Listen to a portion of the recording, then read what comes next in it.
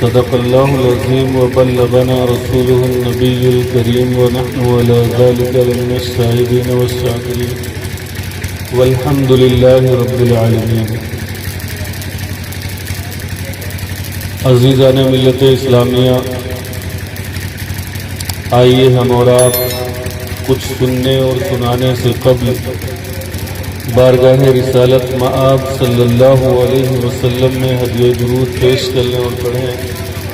اللہم صلی علی سیدنا و شفیعنا مولانا محمد وبارک وسلم، صلاۃ و سلام علیک یا رسول اللہ یا حبیب اللہ صلی اللہ علیہ وسلم۔ وہ کمال حسن حضور ہے کہ گمان نقص جہاں نہیں، وہ کمال حسن حضور ہے کہ گمان نقص جہاں نہیں۔ یہی پھول خار سے دور ہے، یہی شمع ہے کہ دھواں نہیں۔ کروں تیرے نام پہ جاں فدا، نہ بس ایک جاں دو جہاں فدا۔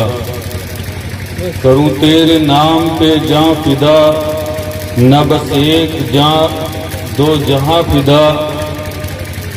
دو جہاں سے بھی نہیں جی بھرا، کروں کیا کروڑوں جہاں نہیں۔ اور کروں مدح اہل دول رضا، پڑے اس بلا میں میری بلا۔ میں گدا ہوں اس کریم کا، میرا دین پارے نہ نہیں۔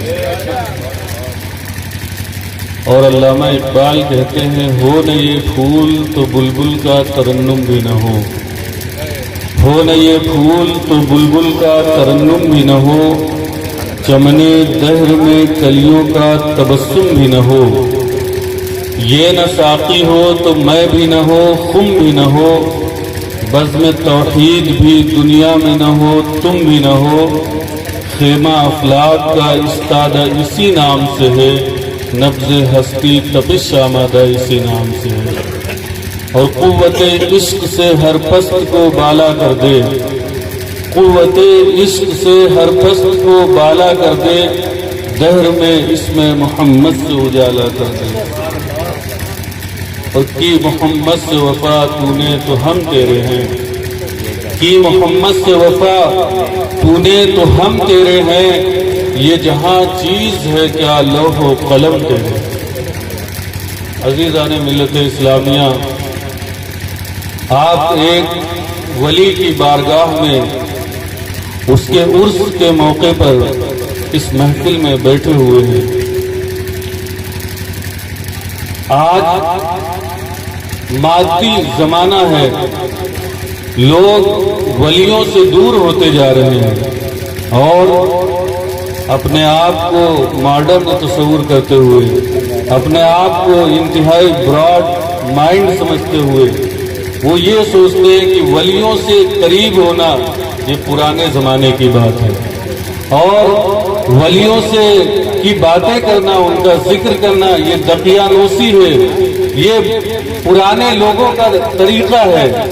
اور اس طریقے سے وہ لوگوں کو ورغلاتے ہیں، اس بات کو ان کے ذہن میں بٹھاتے ہیں کہ ان ولیوں کے پاس کچھ نہیں ملتا، یہ ولی بے فیض ہوا کرتے ہیں، اگر تمہیں کچھ مل سکتا ہے تو فقط اللہ کی بارگاہ سے مل سکتا ہے۔ یقیناً اللہ کی بارگاہ سے ہمیں سب کچھ ملتا ہے، اور بغیر اس کے چاہے کوئی ہمیں کچھ نہیں دے سکتا، یہ ہمارا عقیدہ ہے۔ لیکن اللہ ہی کے بتانے سے ان بزرگوں کے پاس وہ فیض ہوتا ہے کہ یہ ہمیں بہت کچھ عطا کر دیا جاتا ہے۔ عزیزان ملت، میں آپ کے سامنے میں نے جس آیت مبارکہ کی تلاوت کا شرف حاصل کیا، اس آیت پر کچھ گفت و شنید سے قبل میں چاہتا ہوں کہ اس کا پس منظر آپ کے سامنے رکھوں کہ اللہ تبارک و تعالیٰ نے یہ آیت کیسے ہمارے سامنے پیش کی، قرآن میں کس طریقے سے اس آیت کو نازل کیا۔ تو آپ جانتے ہیں، مفسرین سے سنا ہوگا، مقررین سے اور خطبہ سے یہ سنتے ہوں گے کہ سورہ کہف کے بارے میں اللہ تبارک و تعالیٰ نے جو قرآن مجید میں سورت نازل فرمائی، اس سورت کی بڑی فضیلت ہے۔ جمعہ کے روز جو اسے پڑھے وہ اللہ تبارک و تعالیٰ کے انعام و اکرام سے اپنے آپ کو مالا مال کر سکتا ہے۔ اس صورت کے نازل کرنے کا سبب کیا تھا؟ دراصل بنی اسرائیل میں کچھ اللہ کے نیک بندے تھے جو اللہ کو اپنا معبود اور رب مانتے تھے، اور جو یہ اللہ کے بندے جس شہر میں رہتے تھے اس شہر کا جو بادشاہ کا حاکم تھا وہ اپنے آپ کو ان شہر والوں سے رب کہلاتا تھا، کہتا تھا تم مجھے اپنا رب مانو، تم مجھے اپنا معبود مانو، میری پوجا کرو۔ اللہ کے یہ نیک بندے جو اللہ کو اپنا رب مانتے تھے، اللہ کو اپنا معبود سمجھتے تھے، اللہ کی بندگی کرتے تھے، جب ان کے بارے میں لوگوں کو معلوم ہوا کہ کچھ ایسے بندے ہیں جو اللہ کو اپنا معبود مانتے ہیں، جو اللہ کو اپنا پروردگار تسلیم کرتے ہیں، تو ان لوگوں نے جو ہے یہ باتیں بادشاہ تک پہنچانے کی کوشش کی۔ جب ان اللہ کے نیک بندوں کو یہ بات معلوم ہوئی کہ میری شکایت بادشاہ کو جا رہی ہے، تو یہ نیک بندے اس شہر کو چھوڑ کر شہر سے باہر چل دیتے ہیں۔ جب شہر کے باہر چلتے ہیں تو شہر سے باہر نکلتے وقت ان کے ساتھ ایک کتا ہو لیتا ہے، اور وہ کتا ان کے پیچھے پیچھے چلنے لگتا ہے۔ جب اس کتے کو یہ دیکھتے ہیں اللہ کے نیک بندے تو اس کتے کو بھگانے کی کوشش کرتے ہیں کہ تم میرے ساتھ نہ چلو، اگر تم چلو گے تو تمہاری آواز کے سبب ہم کو پکڑ لیا جائے گا اور حاکم کے سامنے پیش کر دیا جائے گا۔ جب یہ بات اس کتے سے کرتے ہیں تو اللہ تبارک و تعالیٰ اس کتے کو قوت گویائی عطا کر دیتا ہے، اور وہ کتا بول پڑتا ہے کہ اے اللہ کے نیک بندو، میں تمہارے ساتھ اس شہر سے باہر جانا چاہتا ہوں، اور میں تمہارے ساتھ جہاں چلو گے وہاں رہوں گا، اور خاموشی کے ساتھ رہوں گا، ذرہ برابر بھی کوئی بھنک دشمن کو لگنے نہیں دوں گا۔ جب یہ بات وہ کتا کہتا ہے تو یہ اللہ کے نیک بندے اس کتے کو بھی ساتھ میں لے لیتے ہیں اور ایک غار کی طرف جاتے ہیں۔ جب غار کی طرف جاتے ہیں تو ایک غار میں جا کر یہ آرام کرتے ہیں، اور کتا اس غار کے دہانے پر بیٹھ جاتا ہے۔ اللہ تبارک و تعالیٰ جس غار کے باہر یہ کتا بیٹھا ہوتا ہے اس کتے کے بیٹھنے کے طریقے کو اللہ تبارک و تعالیٰ قرآن میں بیان فرماتا ہے۔ اللہ فرماتا ہے ذراعیہ بالوسید، یعنی وہ کتا جو ان کے ساتھ تھا، وَكَلْبُهُمْ ذِرَاعِهِ بِالْوَسِيدِ، یعنی وہ کتا اپنے پاؤں کو سمیٹے ہوئے غار کے دہانے پر بیٹھا ہوا ہے۔ آپ غور کریں، اللہ تبارک و تعالیٰ اس کتے کے بیٹھنے کے طریقے کو بھی قرآن میں بیان فرماتا ہے۔ آپ غور کریں کہ اس کتے کے بیٹھنے سے ہمیں قرآن سے کیا سبق ملے گا؟ کیا کوئی حکم ہمیں مل رہا ہے؟ کوئی ہمیں فرض مل رہا ہے، کوئی واجب مل رہا ہے، کوئی حرام ناجائز یا کوئی اس طرح کا کوئی ہمیں حکم احکام اس سے مل رہا ہے؟ نہیں مل رہا ہے۔ لیکن اللہ تبارک و تعالیٰ اس کتے کا ذکر، اس کے بیٹھنے کے طریقے کا ذکر قرآن میں فرما رہا ہے، بیان فرما رہا ہے۔ اب اللہ تبارک و تعالیٰ آپ دیکھیں اس کتے کے بارے میں لوگوں نے کہا کہ وہ 3 تھے، تو اللہ کہتا ہے چوتھا ان کا کتا تھا، یعنی وہ جو بندے تھے نیک جو باہر گئے تھے وہ 3 تھے۔ سَيَقُولُونَ ثَلَاثَةٌ رَابِعُهُمْ كَلْبُهُمْ، یعنی عنقریب لوگ یہ کہیں گے کہ وہ 3 تھے۔ اصحاب کہف جو تھے، اللہ کے نیک بندے جو غار میں آرام کر رہے تھے، وہ 3 تھے۔ اللہ کہتا ہے رَابِعُهُمْ كَلْبُهُمْ، چوتھا ان کا کتا تھا۔ وَيَقُولُونَ خَمْسَةٌ، کچھ لوگ کہیں گے وہ 5 تھے اللہ کے نیک بندے۔ اللہ فرماتا ہے سَادِسُهُمْ كَلْبُهُمْ، چھٹا ان کا کتا تھا۔ وَيَقُولُونَ سَبْعَةٌ ثَامِنُهُمْ كَلْبُهُمْ، اللہ فرماتا ہے کچھ لوگ کہیں گے وہ 7 تھے۔ اللہ فرماتا ہے رَابِعُهُمْ كَلْبُهُمْ، 8واں ان کا کتا تھا۔ آپ غور کریں، وہ کتا جب غار کے دہانے پر بیٹھ رہا ہے تو اللہ اس کتے کے بیٹھنے کے اسٹائل کو بیان کر رہا ہے، اور جب اس بات پر بحث ہو رہی ہے، یہ کہا جا رہا ہے کہ وہ اصحاب کہف یعنی وہ اللہ کے نیک بندے 3 تھے، تو اللہ کہتا ہے چوتھا ان کا کتا بھی تھا۔ جب لوگ کہتے ہیں وہ 5 تھے تو اللہ کہتا ہے چھٹا ان کا کتا بھی تھا۔ جب لوگ کہتے ہیں وہ 7 تھے تو اللہ کہتا ہے 8واں ان کا کتا بھی تھا۔ آپ غور کریں کہ اس کتے سے ہمیں کون سا حکم مل رہا ہے، کون سے ہمیں جائز یا ناجائز کا جو ہے ایسا کوئی طریقہ ہمیں میسر آ رہا ہے جو ہماری زندگی میں عمل کے لائق ہے۔ آپ جب غور کریں گے تو اس واقعے کے بعد، اس آیت کے بعد اللہ تبارک و تعالیٰ آگے فرماتا ہے جو میں نے اپنے خطبے میں آیت کی تلاوت کی، اللہ کہتا ہے وَاصْبِرْ نَفْسَكَ مَعَ الَّذِينَ يَدْعُونَ رَبَّهُمْ بِالْغَدَاةِ وَالْعَشِيِّ کہ اے لوگو اگر تم بھی اللہ سے ملنا چاہتے ہو، تم بھی اللہ کے ذکر میں شامل ہونا چاہتے ہو، تو اس کتے کی طرح تم بھی ان بندوں کے ساتھ اپنے آپ کو جوڑ لو جو اپنے رب کو صبح و شام یاد کیا کرتے ہیں۔ وَاصْبِرْ نَفْسَكَ مَعَ الَّذِينَ يَدْعُونَ رَبَّهُمْ بِالْغَدَاةِ وَالْعَشِيِّ کہ اے لوگوں اپنے آپ کو ان بندوں کے ساتھ جوڑ لو جو اپنے رب کو صبح و شام یاد کیا کرتے ہیں۔ اب آپ میں سے بہت سے ایسے لوگ ہوں گے جو یہ کہہ سکتے ہیں کہ ہم بھی اللہ کو صبح و شام یاد کیا کرتے ہیں، فلاں کہہ سکتا ہے کہ ہم بھی اللہ کو صبح و شام یاد کیا کرتے ہیں، کچھ لوگ جو دن رات لوٹا لیے دوڑتے رہتے ہیں مسجدوں میں وہ بھی کہہ سکتے ہیں کہ ہم 5 وقت اس کے علاوہ دن بھر مسجد میں رہتے ہیں، اللہ کو یاد کرتے ہیں، رات بھر مسجد میں رہتے ہیں، اللہ کو یاد کرتے ہیں، تو مجھ سے بڑا اللہ کو یاد کرنے والا کون ہو سکتا ہے؟ اللہ فرماتا ہے نہیں، وہ لوگ نہیں، ایسے لوگ نہیں، بلکہ اللہ فرماتا ہے یدعون ربهم بالغداة والعشی، اللہ کو صبح و شام جو یاد کرتے ہیں میں ان بندوں کی بات کر رہا ہوں، یریدون وجہ جو اپنے کسی مقصد کے تحت نہیں یاد کرتے، جو اپنے مطلب کو پورا کرنے کے لیے نہیں یاد کرتے، جو کسی کو راستے سے بہکانے کے لیے نہیں یاد کرتے، جو کسی کو ولیوں سے دور کرنے کے لیے نہیں یاد کرتے، بلکہ اگر وہ اللہ کو صبح و شام یاد کرتے ہیں تو یریدون وجہ وہ اللہ رب العزت کی رضا چاہتے ہوئے اللہ کو صبح و شام یاد کرتے ہیں۔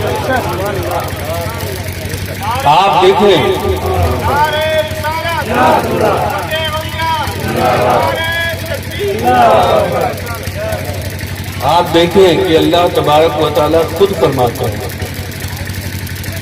کہ وَاصْبِرْ نَفْسَكَ مَعَ الَّذِينَ يَدْعُونَ رَبَّهُمْ بِالْغَدَاةِ وَالْعَشِيِّ ہم سب اللہ سے ملنا چاہتے ہیں، اللہ کے قریب ہونا چاہتے ہیں، ہم چاہتے ہیں کہ اللہ ہم سے محبت کرنے لگے، اللہ کے ہم قرب کو حاصل کر لیں، اللہ کے نزدیک ہو جائیں، اللہ کے انعامات اور اس کے اکرامات اور اس کے فیضان سے ہم مالا مال ہو جائیں۔ اللہ فرماتا ہے اگر تم میرے فیضان سے مالا مال ہونا چاہتے ہو، اگر میرے قریب ہونا چاہتے ہو، تو جیسے میں نے اس کتے کے ذکر کو اپنے کلام میں نہیں چھوڑا، اگر تم بھی میرے بندوں کے ساتھ جڑ جاؤ گے، میرے ولیوں کی بارگاہ میں آؤ گے، ان سے رابطہ رکھو گے، ان کے قریب ہو جاؤ گے، تو جیسے ہم نے کتے کے ذکر کو قرآن میں نہیں چھوڑا ایسے ہی ہم تمہارے ذکر کو بھی نہیں چھوڑیں گے۔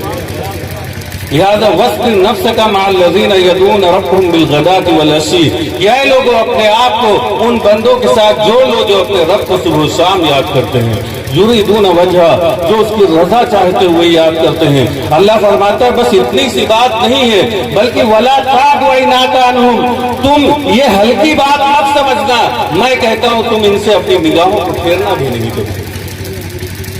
اب آپ غور کریں کہ جو لوگ یہ کہتے ہیں کہ اللہ کے ولیوں سے جڑنے سے ہمیں کوئی فائدہ نہیں ملتا، جب اصحاب کہف کے ایک کتے کو اللہ تبارک و تعالیٰ نے یہ مقام دے دیا کہ وہ کتا ان اللہ کے نیک بندوں کے ساتھ جڑ گیا تو وہ غار کے دہانے پر بیٹھتا ہے، ان کی چوکھٹ پر رکھوالی کرتا ہے، اگر وہ ان بندوں کی چوکھٹ پر رکھوالی کر رہا تھا اللہ تبارک و تعالیٰ نے اس کے ذکر کو نہیں چھوڑا، تو ہم ان بندوں کے ان اللہ کے نیک بندوں کی چوکھٹ پہ بیٹھ جائیں تو اللہ ہمیں کیسے چھوڑ سکتے ہیں؟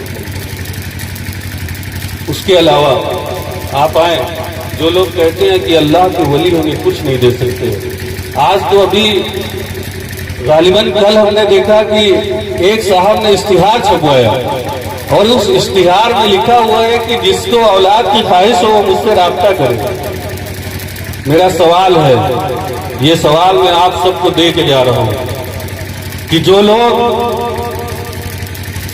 یہ بھرم پھیلا رہے ہیں، اس طرح کے اشتہارات اور پمفلیٹ چھاپ کر قوم کو گمراہ کرنا چاہتے ہیں، اگر ان کے اندر ہمت ہے وہ میرے سامنے آئے، میں ان کے ہی دارالعلوم، ان کے ہی مدرسوں اور ان کی ہی کتابوں کے فتوے سے میں اسے مشرک نہ ثابت کر دوں تو میرا نام بدل دیں گے۔ اگر ہم ولیوں کے قریب جائیں، ولیوں کا ذکر کریں، ولیوں کا نام لیں، ولیوں کی وسیلے سے دعا کریں اللہ کی بارگاہ میں، تو ہم پہ شرک کے فتوے لگائے جائیں اور تم یہ دعویٰ کرو، یہ پمفلیٹ میں چھپواؤ کہ اگر کسی کو اولاد کی خواہش ہے تو مجھ سے رابطہ کرے۔ ایسا کیسے ہو سکتا ہے؟ جب اللہ کا ولی ہمیں نہیں دے سکتا تو ایک غیر عالم، ایک جاہل قسم کا انسان وہ کیسے آپ کو اولاد دے سکتا ہے؟ اور آپ ایک کانسیپٹ لے لیں مجھ سے، ایک طریقہ لے لیں کہ ہم اگر اللہ کے ولیوں کی بارگاہ میں حاضر ہوتے ہیں تو ہمارا جو طریقہ کار ہے، جو عقیدہ ہے وہ سن لیں، اور وہ لوگ جو ایسی باتیں کر رہے ہیں، ایسے اشتہارات چھاپ رہے ہیں، ان کو بھی میرا چیلنج ہے کہ میرا عقیدہ سنیں اور وہ اپنا عقیدہ میرے سامنے بیان کریں۔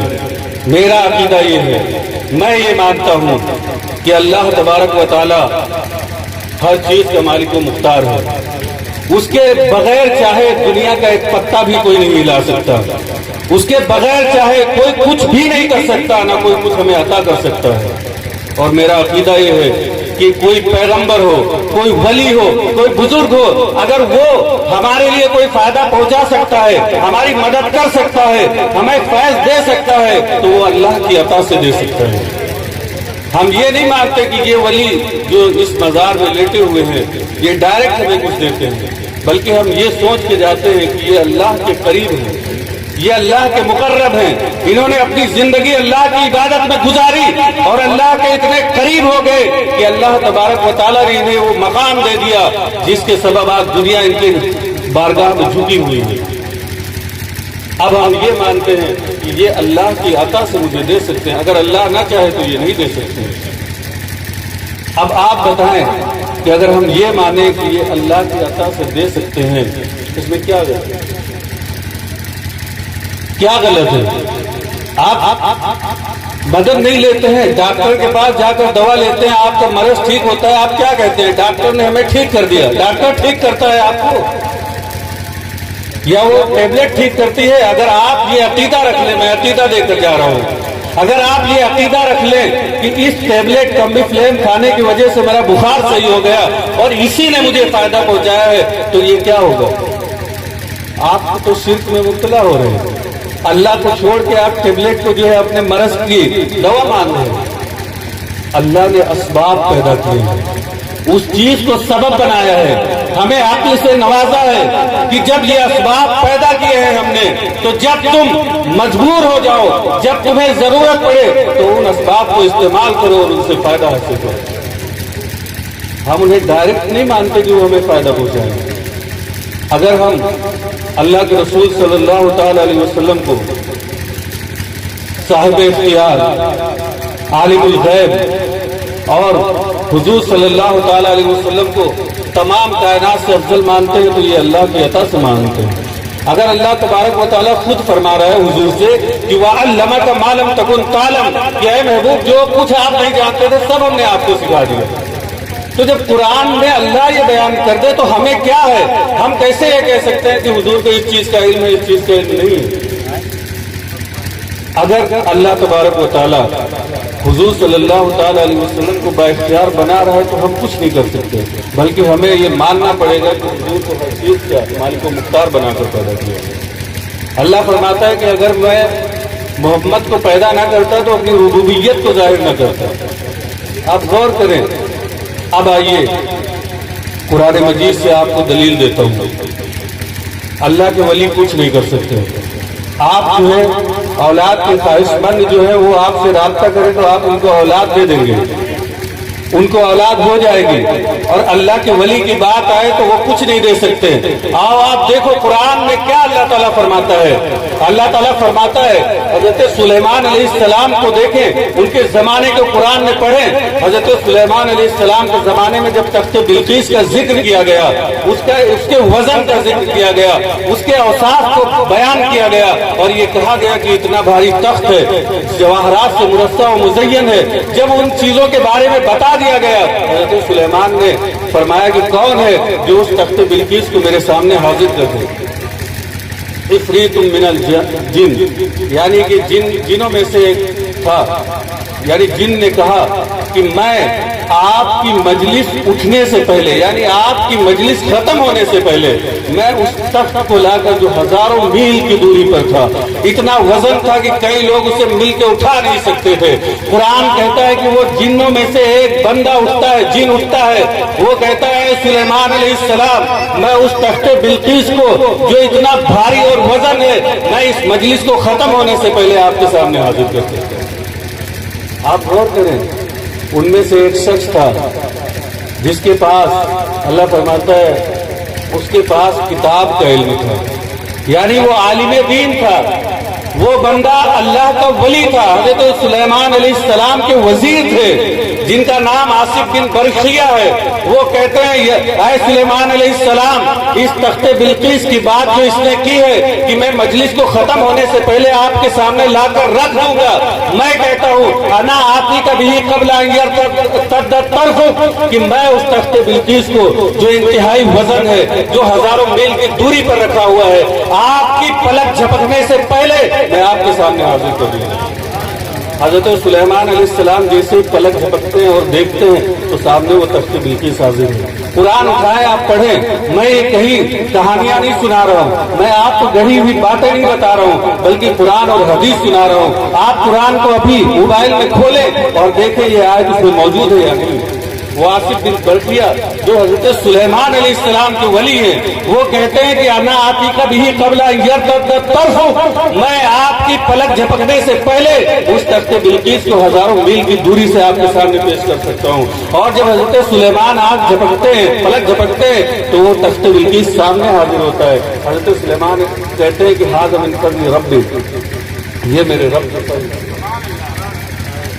آپ غور کریں کہ حضرت سلیمان علیہ السلام کے ولی کا یہ عالم، اور اس امت کے غوث اعظم فرماتے ہیں نظر تو الی بلاد اللہ جمن کخردلۃ علی حکم اتصالی، کہ میں اللہ کے تمام شہروں کو ایسے دیکھتا ہوں جیسے ہاتھ کی ہتھیلی پہ رائی کے دانے کو۔ سبحان اللہ، بہت خوب۔ آپ غور کریں کہ اللہ کے ولی کا کیا مقام ہے۔ اللہ کے ولی کچھ نہیں دے سکتے، تم اولاد دے سکتے ہو، جو خواہش مند ہے وہ تم سے رابطہ کرے، اور اللہ کے ولی کو کچھ نہیں، وہ حاجت روا نہیں سمجھتے ہو، اسے جو ہے مشکل کشا نہیں ماننے کو تیار ہو۔ جو اللہ کے ولی کی بارگاہ میں حاضر ہو جائے اسے بدعتی اور مشرک کہنے کے لیے تیار ہو۔ تم بتاؤ تم کس حیثیت کے ہو؟ نہ تم عالم ہو، نہ تم علم کے ایک عین کے نہ تم علم کے عین کے ایک شوسے کو جانتے ہو، تمہیں تو شریعت کے شین سے بھی واقفیت نہیں، تمہیں حدیث کے سے بھی واقفیت نہیں، تم قرآن کے قاف کو بھی نہیں جانتے ہو۔ تم اولاد کے خواہش مند، اولاد جو جن کو اولاد کی خواہش مند ہو، تم انہیں اولاد عطا کرو گے؟ شرم نہیں آتی؟ غالب نے کہا تھا کعبہ کس منہ سے جاؤ گے غالب، شرم تم کو ذرا نہیں آتی۔ مطلب ایک طرف اللہ کے ولی سے بندہ قریب ہو تو اس کو مشرک، بدعتی اور اس کو فلا فلا جملوں سے نوازا جائے، اور ایک طرف اشتہار چھاپ کر اولاد کے خواہش مند کو اولاد عطا کیا جائے۔ کیا تماشا ہے بتائیں۔ اس کے علاوہ آپ آئیں، یہ تو اللہ کے ولی کا میں مقام بتایا کہ حضرت غوث اعظم کہتے ہیں کہ اللہ کے تمام شہروں کو میں ایسے دیکھتا ہوں جیسے ہاتھ کی ہتھیلی کے رائی کے دانہ کو دیکھا جاتا ہے۔ حضور کی حدیث دیکھیں، حدیث پاک میں آتا ہے حضور صلی اللہ تعالی علیہ وسلم صحابہ کرام کے ساتھ جا رہے ہیں اور آپ نے دیکھا دو قبریں موجود ہیں، دونوں قبروں پر حضور فرماتے ہیں کہ ان دونوں قبروں میں جو بندے ہیں ان پر عذاب ہو رہا ہے۔ آپ حدیث اٹھائیں، بخاری اٹھائیں، اس میں دیکھیں یہ حدیث موجود ہے۔ حضور فرماتے ہیں ان دونوں قبروں میں عذاب ہو رہا ہے۔ اس کے بعد فرماتے ہیں ان میں سے ایک شخص وہ ہے جو لا یستتر من بولہ، وہ اپنے پیشاب کی چھینٹوں سے نہیں بچا کرتا تھا۔ یعنی کہ ایک بندے پہ جو عذاب ہو رہا تھا وہ اس سبب سے ہو رہا تھا کہ وہ پیشاب کی چھینٹوں سے نہیں بچتا تھا۔ غور کریں آپ۔ اور ایک بندے کے بارے میں فرماتے ہیں کہ ایک بندہ وہ ہے جو یمشی بن نمیمہ، جو چغل خوری کیا کرتا تھا، یعنی ادھر کی بات ادھر، ادھر کی بات ادھر، ان کی بات ان سے، فلاں کی بات فلاں سے، اس طریقے سے لوگوں کے درمیان چغل خوری کرتا تھا۔ حضور فرماتے ہیں ان دونوں قبروں میں جو عذاب ہو رہا ہے، ایک پیشاب کی چھینٹوں سے نہیں بچتا تھا اس لیے اس پر عذاب ہو رہا ہے، اور فرماتے ہیں دوسرا चुगलखोरी करता था, इसलिए उस पर अजाब हो रहा है। हुजूर फरमाते हैं कि जो इन पर अजाब हो रहा है वो कोई बड़े गुनाह के सबब नहीं हो रहा है, बल्कि वो एक छोटे से गुनाह है जिसको आम तौर पर छोटा समझा जाए। हालांकि ये छोटा नहीं है। पेशाब की छींटों से बचने का मतलब ये है कि अगर आप नहीं बचेंगे आपकी नमाज नहीं होगी, आप इबादत नहीं कर सकते हैं। उसके अलावा चुगलखोरी करना, ये तो बाकायदा कुरान मजीद की मफहूम जिसका ये है कि जो चुगलखोरी करता है वो अपने भाई का मुर्दार गोश्त, तो ये छोटा गुनाह तो नहीं है। लेकिन हुजूर फरमाते हैं जिससे आम तौर पर छोटा नहीं समझा जाता है, यानी कि वो पेशाब की छींटों से नहीं बचता था इसलिए उस पर अजाब, और दूसरा जो है वो चुगलखोरी करता था इसलिए अजाब। अब हदीस को आगे पढ़े। हुजूर फरमाते हैं, हुजूर सल्लल्लाहु ताला अलैहि वसल्लम जो साथ में सहाबा हैं उनसे कहते हैं जरा खजूर की कोई शाख ले आओ। वो खजूर की एक शाख लेकर आते हैं। खजूर की हरी शाख को हुजूर अपने हाथ में लेते हैं और उसे शक करते हैं, यानी तोड़ते हैं। तोड़ने के बाद एक हरी शाख को एक कब्र पे रखते हैं, एक हरी शाख को एक कब्र पर रखते हैं और कहते हैं कि आए मेरे सहाबा, जब तक ये शाखें हरी भरी रहेंगी तब तक इनकी तस्बीह की बिना पर इन कब्र वालों से अजाब में तकलीफ होती है। आप गौर करें कि एक तरफ ये कहा जाए कि अल्लाह के वली कुछ नहीं दे सकते, दूसरी तरफ हदीस कहती है कि खजूर की शाख रख दी जाए तो कब्र में अजाब हो रहा है तो वो कम हो जाए। यानी एक गैर जानदार चीज में इतनी ताकत कि कब्र में अजाब हो रहा हो तो अल्लाह उस अजाब को कम कर दे, खत्म कर दे। और दूसरी जानिब अल्लाह के वली मौजूद हो जिनके बारे में अल्लाह तबारक व तआला खुद फरमाता है कि ऐ लोगों मुझसे कहो कि इहदिनस सिरातल मुस्तकीम, कि ऐ अल्लाह मुझे सीधा रास्ता चला। कौन सा सीधा रास्ता? सिरातल लज़ीना अनअमता अलैहिम, यानी इन लोगों का सीधा रास्ता, इन लोगों का जिन पर अल्लाह ने चलने वालों को इनाम दिया, इनाम याफ्ता किया। अल्लाह फरमाए कि इनके रास्ते पर चलने वालों का रास्ता मांगो। और उसके बाद अल्लाह फरमाता है वस्बिर नफ्सका मअल लज़ीना यदऊना रब्बहुम बिलगदाति वल अशी, कि ऐ लोगों तुम इन बंदों के साथ जुड़ जाओ जो अपने रब को सुबह शाम याद किया करते हैं, जो अपने रब का जिक्र किया करते हैं। एक तरफ ये कह रहा है अल्लाह, दूसरी तरफ हदीस ये कह रही कि खजूर की दो शाखें कब्र पे रख दी गई। हुजूर फरमाते हैं कि इनकी तस्बीह से उन कब्र वालों का अजाब कम हो जाए। बताओ उन गैर जानदार शाखों में ज्यादा कुव्वत हो सकती है या अल्लाह जिनसे मिलने को, जिनके करीब होने को कहे उनमें ज्यादा कुव्वत?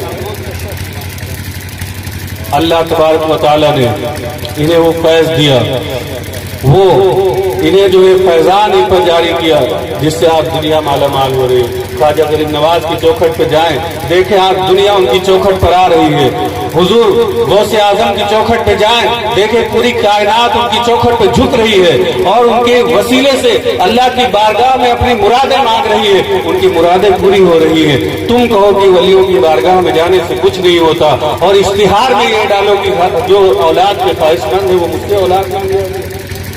उसका मफहूम तो यही बनता है ना कि जो औलाद के ख्वाहिशमंद है वो मुझसे राब्ता करें। क्या मतलब? जो औलाद के ख्वाहिशमंद है वो मेरे पास है, मैं औलाद नहीं। क्या मतलब? अगर ये चीज मेरे सामने बिठाओ, मैं ऐसे बंदे को अगर मुशरिक ना साबित कर दूं तो मैं जिंदगी भर तकरीर करना छोड़ दूं और इन्हीं की किताबों के फतवों से मैं मुशरिक साबित करूंगा। बल्कि मुशरिक कौन? जब इनकी बारगाह में हम जाए तो हमें मुशरिक कहा जाए, हमें शिर्क करने वाला कहा जाए, हमें बिदअती कहा जाए। तो जो बंदा औलाद मांगने उनके पास जाए, औलाद के लिए दुआ कराने उनके पास जाए, वो मुशरिक तो होगा ही, लेकिन जो बुला रहा है इस शिर्क करने को वो कितना बड़ा मुशरिक होगा? वो तो बहुत बड़ा मुशरिक होगा। आप गौर करें। तो ऐसे लोगों से बचें, अपने आप को बचाएं। और मैं हमा वक्त 24 घंटे ऐसे लोगों के सामने बैठने के लिए तैयार हूँ। जब भी इल्मी गुफ्तगू किसी भी टॉपिक पे करना हो मैं इंशाअल्लाह बैठ जाऊंगा और उन्हें दूध का दूध, पानी का पानी करके साबित न कर दूं तो मेरा नाम बदल देगा। अल्लाह तबारक व तआला से दुआ है कि वो हमें हक बोलने, हक पर चलने और हक पर अमल करने की तौफीक अता फरमाए। वमा अलैना इल्लल बलाग।